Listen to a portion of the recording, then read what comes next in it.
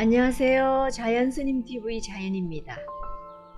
안한존자의 일기 40번째 야타빨라 장로의 법문.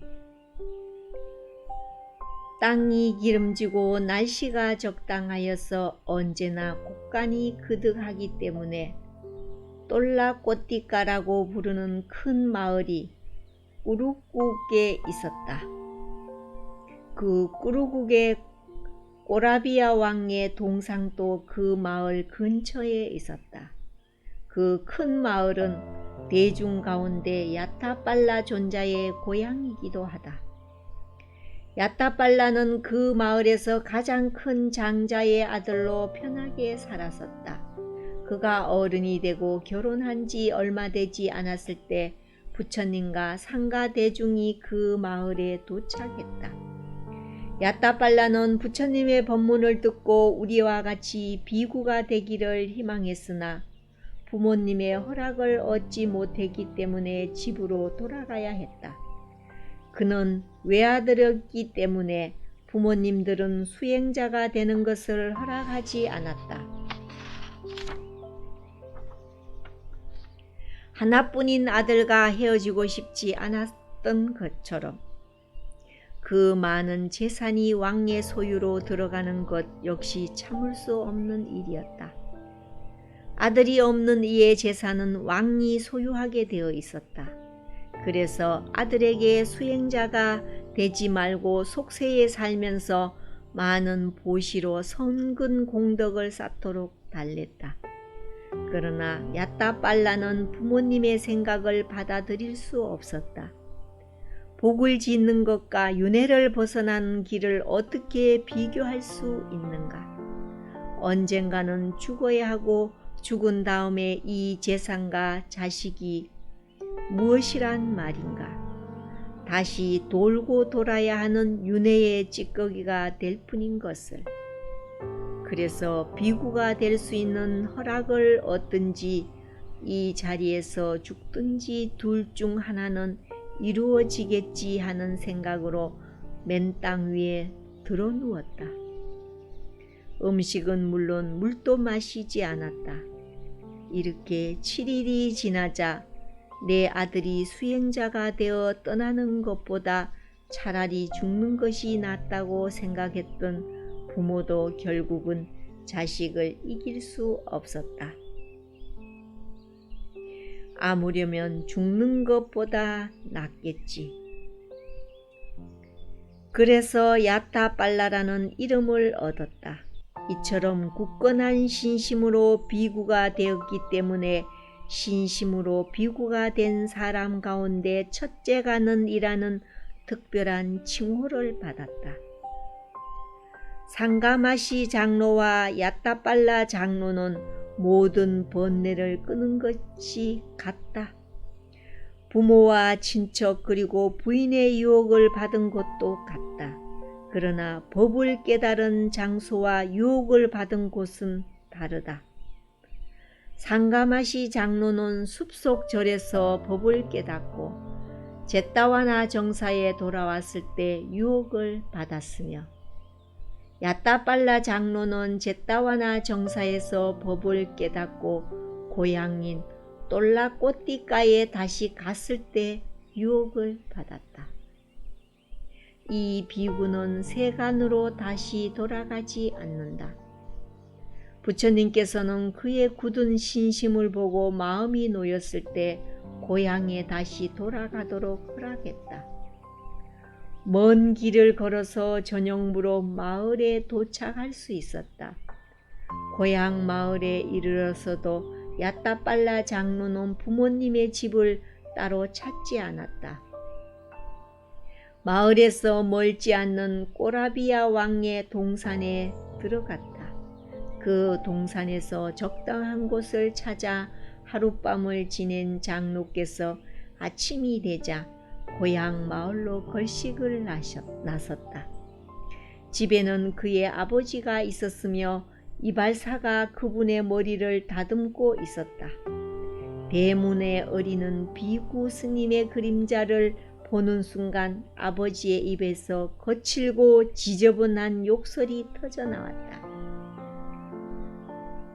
흉하게 머리를 빡빡 깎은 저질스러운 비구 하나가 왔다. 그 나쁜 비구들 때문에 사랑하는 외아들이 비구가 되었다. 아들 때문에 합병이 난 장자는 자기 아들을 직접 보고도 기억하지 못했다. 야타빨라 장로는 부모 집에서 밥과 음식 대신 욕설과 저주스러운 말만 얻었다. 좋고 나쁜 세간 법칙을 잘 참을 수 있는 장로는 대문에서 돌아섰다. 그때 하녀가 나와 하루가 지나 쉬어버린 떡을 버리려고 했다. 한 숟갈의 밥도 얻지 못한 야타빨라 장로는 오늘 얻을 것이 그 떡뿐이었기 때문에 말했다. 누이여, 그 떡을 버릴 거라면 나의 바로에 부어라. 단정하게 말을 건넨 장로께서 바로 뚜껑을 열고 앞으로 내밀었다. 비구들은 자기 발로 걸어다니며 걸식하고 하여 먹어야 한다. 걸식한다, 탁발한다 라고 점잖게 말하지만 사실 빌어서 먹는 것이다. 계율에 맞추어 점잖고 단정한 모습으로 빌어먹고 사는 것이다. 음식을 얻은 것에 따른 계율은 주는 이나 받는 이를 위해 쉽게 하도록 정한 것뿐이다. 걸식할 때는 서서 걸식한 것만 허락되고 입을 열어 청하는 것은 허락되지 않는다. 그런데 야타빨라 장로는 왜 입을 열어 청했는가? 어느 사람이 저장해 놓았던 물건이 아니었기 때문이다. 하녀는 떡을 바루에 넣을 때 그 바루 주인이 도련님이라는 것을 알았다. 하녀가 즉시 몸을 돌려 주인에게 알리려고 뛰어갔기 때문에 그 집에서 벗어나는 기회를 얻었다. 야타빨라 장로는 그날을 위해서 얻은 음식을 스님들이 탁발하면 공양 드실 수 있도록 만든 한 누각에 앉아서 천천히 먹기 시작했다. 전에는 큰 거부 장자의 외아들로 갖가지 진수성찬을 먹었었다. 지금은 부처님의 아들 중 한 사람으로 썩은 떡 조각을 먹고 있었다. 그러나 야타빨라 장로에게 그 두 가지 음식이 서로 다르지 않았다. 음식이란 위장 안에 일거리를 더하는 것뿐이다. 어떤 먹거리든지 먹는 대로 위장에 맡기고 그날 움직일 수 있는 기력을 얻을 뿐이다. 법을 깨달은 이가 법답게 먹는 것을 법을 보지 못한 그의 아버지가 보자 가슴이 미어지고 숨이 막힐 일이었다. 아버지는 가슴이 막혀 숨 넘어가게 말하지만 아들은 조용조용 편안하게 대답했다. 오, 나의 아들아, 도대체 이런 일이 어찌해서 있을 수 있는가? 아버지에게 재산이 넘치도록 있는데 어째서 썩은 떡 조각을 입에 넣어야 하는가? 밥을 먹어야 할 때는 자기 집에 돌아오는 것이 마땅치 않는가? 신자님, 집을 떠나고 세상을 떠나서 수행자가 된 이에게 어디에 집이 있습니까? 수행자란 집도 솥도 없는 사람입니다. 신자님의 집에 갔었지만 없다는 소리는 고사하고 거친 욕설과 저주만 받았습니다. 지나간 일은 그만두고 나의 아들아, 지금 집으로 가자. 가지 않겠습니다, 신자님. 오늘을 위해 음식 먹는 일은 이미 끝이 났습니다. 그러면 내일 아버지 집에 공양하러 오십시오. 야타빨라 장로는 침묵으로 승낙하였다. 다음 날 아침 공양이 준비되었다는 전가를 듣고 야따빨라 장로는 조용히 준비하여 가사를 입으시고 바루를 메고 따라갔다. 펴놓은 자리에 앉아 아버지는 준비해 놓은 금과 은을 열어 보이면서 기대하는 마음으로 말했다. 나의 아들아, 이 제사는 너의 어머니 쪽의 제사이다. 나의 제사는 따로 있다. 그 밖에 할아버지께 물려받은 유산도 따로 있다. 이 재산으로 근심 걱정 없이 남에게 빌지 않고 살 수 있다. 선업 공덕도 얼마든지 지을 수 있다. 신도님, 말 한마디 받아주시겠습니까? 예, 그럼요. 받아드리겠습니다. 그러면 이 금은을 수레에 실으십시오. 수레에 실은 다음 어떻게 해야 합니까? 수레에 실은 다음 겐지스 강물에 넣으십시오, 신자님. 그 아버지가 다시 말이 없어지자 옛 아내를 대신 보냈다. 야따빨라 장로에게는 상가마시 장로처럼 아내가 한 사람 아니었다. 자식을 빨리 보고 자손을 이루려는 부모의 욕심으로 두 사람의 아내를 골라 주었던 것이다. 옛 아내 두 사람이 야따빨라 장로가 집을 떠나기 전 좋아했던 옷과 장식으로 잘 차려 입고서 야따빨라 장로의 다리를 한쪽씩 안고서 친밀함을 드러내려고 말을 건넸다. 오 도련님, 처녀들을 얻으려고 비구가 되었다고 하셨습니까? 그 처녀들의 모습이 어떠합니까? 누이들이여, 나는 처녀를 얻으려고 수행자가 된 것이 아니오.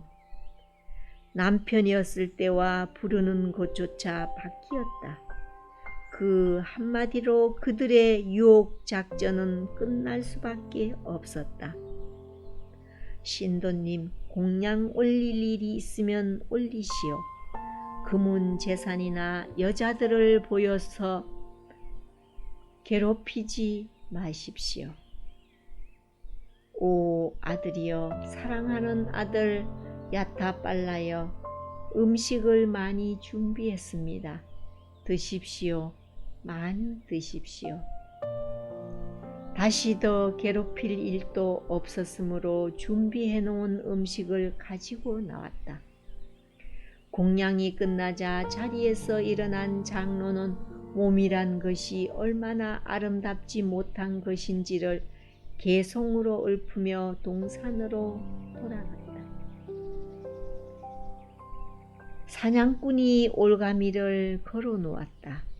사슴은 올가미를 피해 풀과 물을 마시고 사슴을 잡으려는 이들이 울고 있는 동안 숲 넝쿨 속으로 사라지듯 나도 위험 없는 곳에 도착했다네. 오리비아 왕은 야타빨라를 어릴 때부터 조카처럼 아들처럼 사랑했다. 예전에 가까웠던 것처럼 나이가 들어 늙었을 때도 더욱 만나고 싶었다.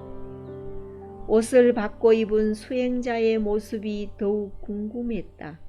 겉모습보다 더욱 궁금한 것은 젊은 나이에 수행자가 된 이유가 알고 싶었다. 지금 그 오라비아 왕의 소원을 풀 기회가 왔다. 그가 보고 싶고 만나고 싶어 했던 이가 그의 동산에 도착한 것이다. 동산을 지키는 이에게 소식을 들은 왕은 야따빨라 장로가 있는 곳으로 급히 찾아왔다. 왕은 조카나 아들 같은 그 장로에게 극진히 예를 드리고 미리 준비해온 카페트를 편 다음 여쭈었다. 장로님, 이 자리에 앉으십시오. 괜찮습니다, 대왕이시여. 왕께서 앉으십시오. 자기 자리에 그대로 앉으신 장로는 왕의 초청을 거절했다. 수행자는 가는 곳마다 마른 잎과 풀을 고르게 펴고 앉는 것이었다. 오라비아 왕은 자기가 펴놓은 카페트에 앉아서 물었다.